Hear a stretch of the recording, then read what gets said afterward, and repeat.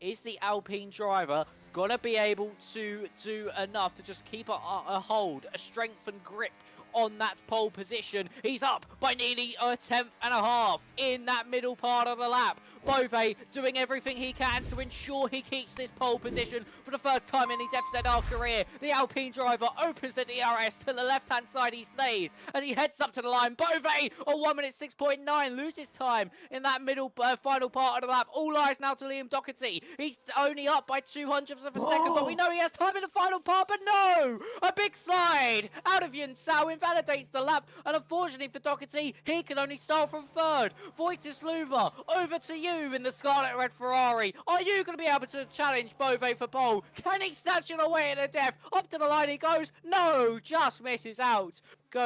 Stays in fourth place. Wasn't able to get past Doherty either.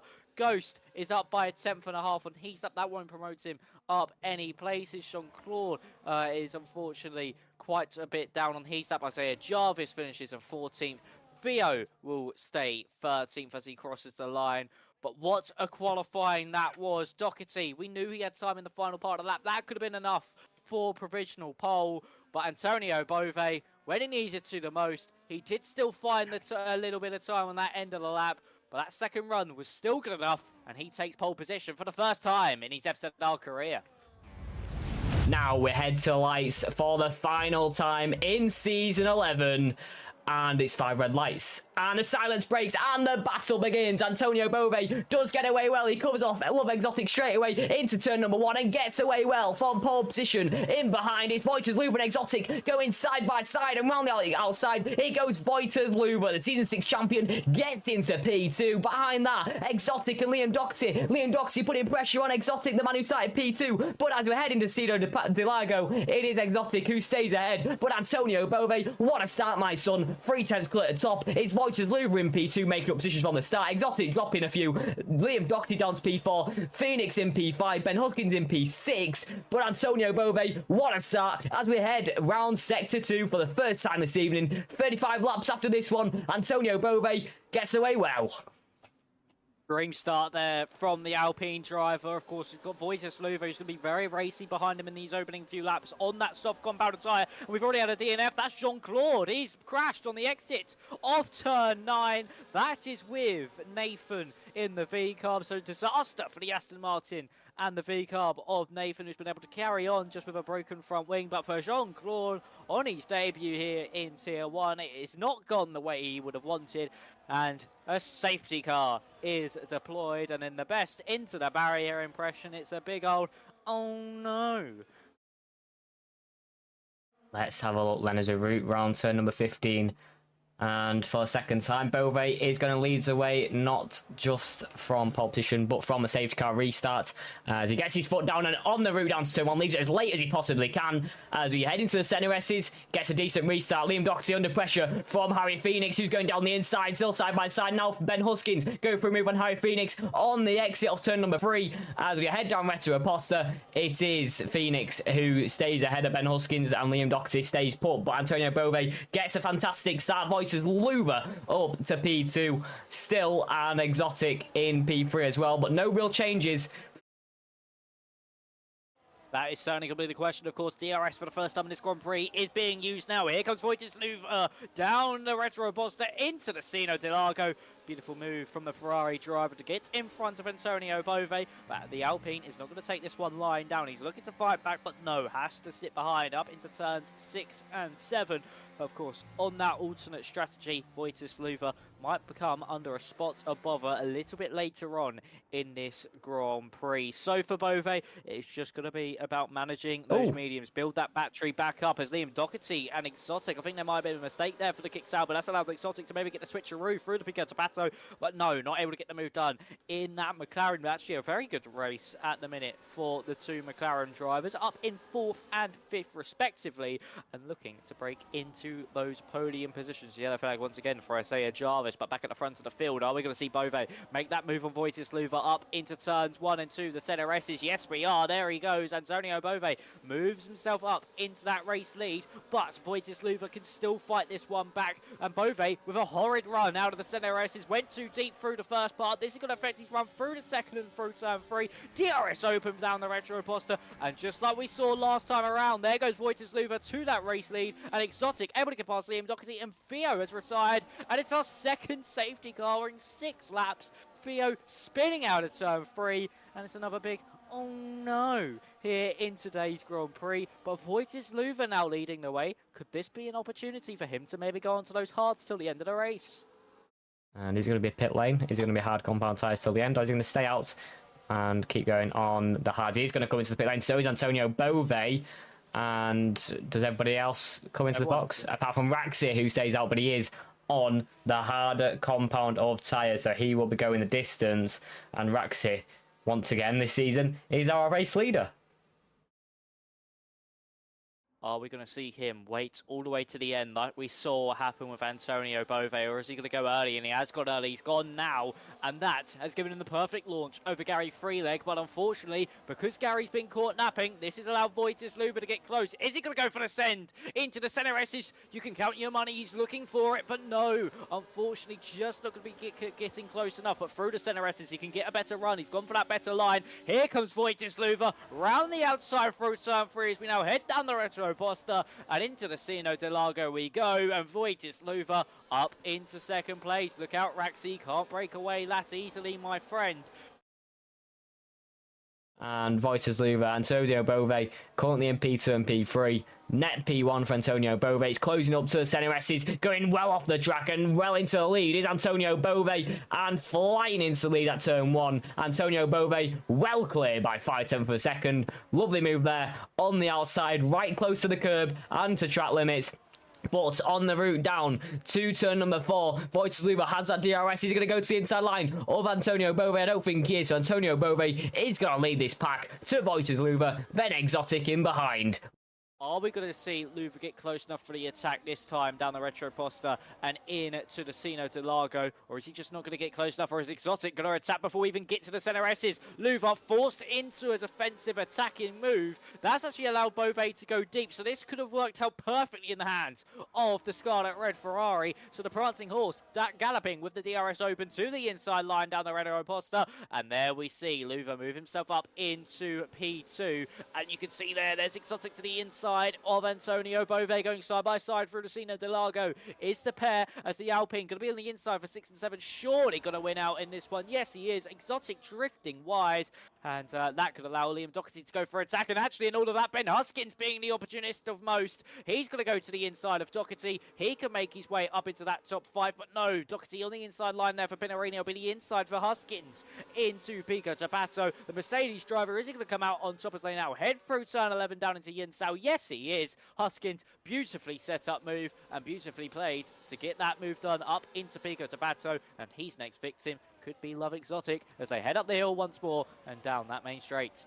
Lovely move there from Ben Huskins in the mid-pack of Sector 2, but we look back at the top of this pack. It's Wojciech to Antonio Bove once again as we head into center S's. Can Bove get the better exit on the exit of turn number 2, and round turn number 3 is in behind Ben Huskins, going for another move on Exotic. He's been for a fantastic exit and a fantastic move once again. The Mercedes up into P4, now right on the back of Bove. Maybe this is his day to try and get his race win under his belt on his final tier 1 race as he comes in the commentary box with me once again next season.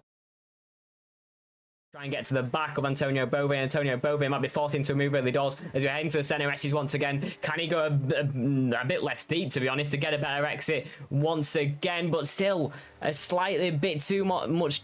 Bit too deep as well. But I tell you what, Wojciech this time around, when he gets the DRS wide open, is Antonio Bove going to try and defend this one as we head on the route down to Cedar Lago? He closed it off early doors and he gets through. So let's see behind Ben Huskins going for a move on Wojciech and getting through on Wojciech on the route down to Ferragura. Huge move for Ben Huskins. He gets into net P2 and he's right on the back of Antonio Bove.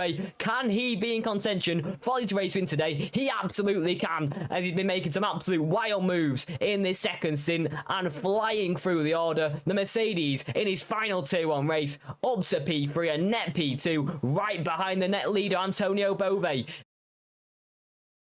This is crazy scenarios, but it's Antonio Bove who's still at the top so far. But Ben Huskin's going for a move into fzrracingleague's. Antonio Bove with the outside line, gone very deep once again. And on the exit, when he gets the DRS wide open, can he try and make a move back on Ben Huskins? When he gets it open, fzrracingleague going a bit side by side as well. No, go 3 wide with Exotic on the route down to the Cedar Lago into turn number 4 to the inside line. Antonio Bove dropping positions like nothing. Liam Doxey getting through as well. It's crazy down to turn number 4, but it's Ben Huskins who's in that net race lead and absolutely flying at the top. But in behind it's fzrracingleague, then Exotic, then Liam Doherty, then now Antonio Bove getting overtaken by Nanu in P7. Can he keep that one? As he does around Pinarino on the route down to Pico de Pato. But what a move from Ben Huskins, and fzrracingleague gets a 3-second time penalty. It's carnage on lap 19. I'm expecting fzrracingleague now to get the run up through the hill with the DRS as well to get by on the Mercedes driver, and this could then put him under pressure from Love Exotic. But here comes fzrracingleague, here comes Exotic to the inside as well. Is Exotic going to get this move done? There's some contact between the McLaren and the Ferrari. That is going into the side of Ben Huskins, and for Exotic, he's sent spinning sideways down the order, and Huskins lucky to keep control of the car there, but for fzrracingleague, nothing he could have done. But for Huskins, he'll be counting these lucky stars that he did not end up going round.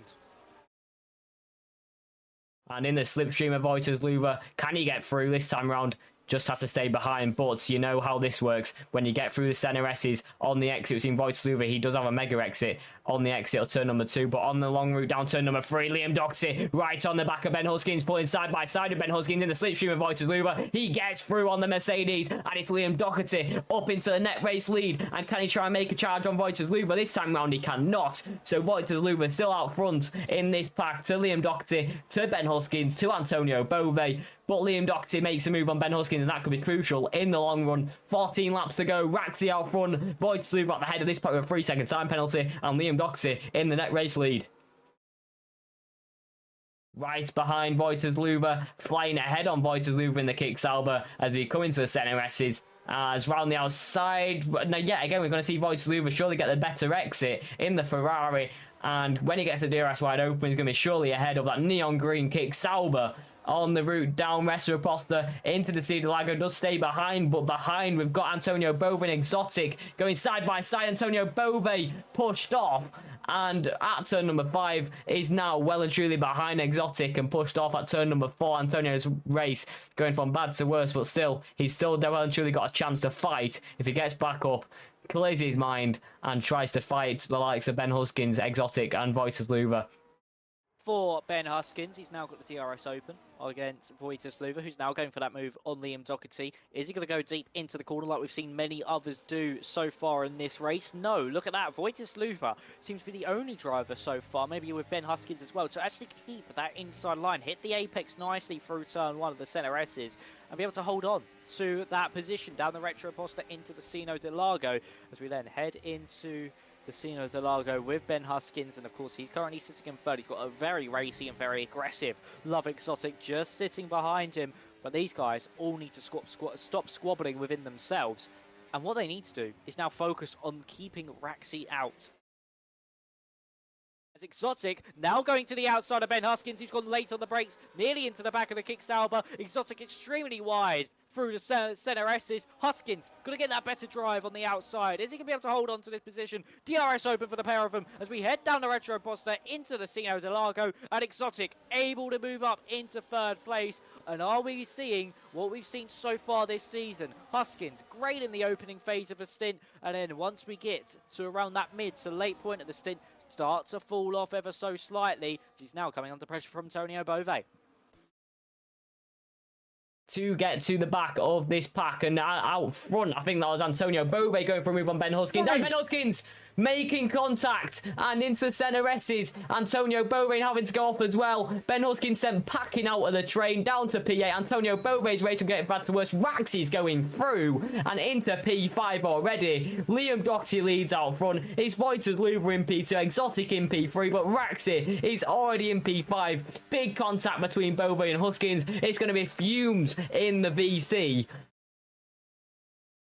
Is he going to go for the move? There he's actually Exotic using the defensive attacking move on Liam Doherty. Look how slow they're going just to try and keep the Aston Martin at bay. But look at the run that Raxi gets. He's going to the outside line of not only Doherty but maybe even Exotic as well down the Retro Poster. He's going to get the move done, surely at least on Liam Doherty as they go late on the brakes into the Sino de Largo. Round the outside goes Raxi, and just look at the superior grip the Aston Martin does have. Was able to get on the power so much more earlier, but Doherty still holding this one round the outside as we head through turn 6 and 7. It's beautifully done from the Aston Martin man. He's now looking to the inside of Exotic as we head into turn 8. Now into 9, Pinarino, and the Aston Martin man of Raxi now up into that provisional race lead after Voitis Luva's penalty. And you can see the Aston Martin just break into that second place spot. It's been a champion's drive from the Aston Martin man. This is why he's going to be your season 11 champion, and he's going to win this one to just seal off the championship in winning ways. And what a way to end off an almost perfect season for the Aston Martin man. Let's see what the battle is for the podium later on as well, but look at him go with the DRS open as he heads down to turn 4 and down to Cedar de Largo. It's been an absolutely unbelievable drive to get to this position from the back of the grid, from P16, now up into the race lead. The Aston Martin flying the flag out front, and this is an absolute, truly phenomenal drive once again from Raxi, the season 11 champion that will be crowned at the end of this race. 4 laps to go once we cross the line, and here comes Voitis Luva to attack Exotic. Is Doherty going to follow him through? He's looking for it, but no, just has to sit behind for now. So we head down the center race, it says contact. Exotic sends Luva into a spin, and Doherty and Nano are going to say thank you very much. We'll take that place from you, and we'll now try a fight for that second place on the road. With 3 laps to go in this one as we route down to the center S's once again. Liam Doherty flying in that DRS and flying through an Exotic into the center S, and to the inside goes Nanu into P3. This could be his second podium in FZR, just like he did at Spa, as this will be absolutely unbelievable. Once again, he comes out right behind Liam Doherty once again, still side by side of Exotic on the route down Retro Aposta and into turn 4. It's still side by side with Voices Luva and Nanu. Exotic gets back through, but Nanu's trying to make a move as he could still have a chance of getting on the podium like he did Spa all so long ago, as he's now attempting to move down the side of Exotic on the route up past Ferragura up to turn 8 and into the braking zone. It's still side by side between these guys. The McLaren versus the Haas, and still side by side going around the outside the long way round is Nanu, and into the breaking point at Bicker de Pado. It's still Nanu who's nudging ahead, and a bit of contact made, and that's going to allow Exotic to get through. But wow, what a fight we've got on our hands. It's lap 34, Rax is leading, Liam Doherty in P2. We've got an almighty fight for P3. As we begin the final lap, Alex, take us away for the final time here on F124. Wow, tell you what, it's been an absolutely substantial season. We'll look back quickly to Voices Luva getting it from Liam Doherty, Exotic and Antonio Bove also in this fight as well. We'll keep on this run until Sector 2.